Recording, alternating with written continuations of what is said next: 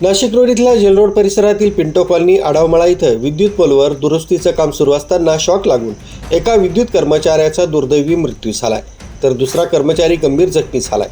या घटनेमुळे परिसरात हळहळ व्यक्त करण्यात येते।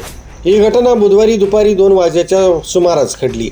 शिवाजीनगर येथील महावितरण कार्यालयात कार्यरत असलेले तंत्रज्ञ जय मुकुंद सकट वय 28 राहणार साईनाथ नगर जेल रोड आणि राजेश सुरेश चौरे राहणार जत्रा हॉटेल परिसर हे आडावमळा इथल्या विद्युत पोलवर दुरुस्तीचं काम करत असताना अचानक दोघांनाही विद्युत शॉक लागला। शॉक लागल्यानंतर दोघेही पोलवरून खाली कोसळल्यानं गंभीर जखमी झाले।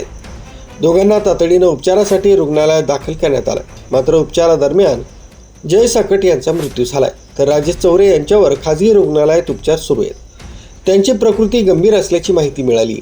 स्थानिक नागरिकांनी दिलेल्या माहितीनुसार रात्री सुमारे 3 वाजल्यापासून संबंधित विद्युत पोलमधून ठिणग्या तसंच ज्वाळा निघत होत्या। परिसरातील वीज पुरवठा खंडित झाल्यानं महावितरणचे कर्मचारी दुरुस्तीसाठी घटनास्थळी आले होते। त्याचवेळी ही दुर्दैवी घटना घडली। या घटनेनंतर परिसरात शोककळा पसरली। या दुर्घटनेची चौकशी सुरू आहे। रात्री जाळ निघत होतं, 3 वाजेपासून जाळ चालू होता। पाऊस बी चालूच होता। तक्रार मी नाही केली, कोणी केली असेल, पण मग त्याच्यामुळे ते हे झालं आणि हे लाईट गेलेली होती म्हणून हे नीट करायला आलते 12च्या टायमाला। शॉक लागला। वरती होते का खाली? वरती होते, खाली पडले। आडावनगर आहे, पिंटो कॉलनी। माझं नाव कोमल गौतम आंबोरे। मी पाठीमागे होते, कपडे धुवायला गेलेली होती, तिकडनं इकडे आली तेव्हा ते तिथनं आहे ना उभे होते।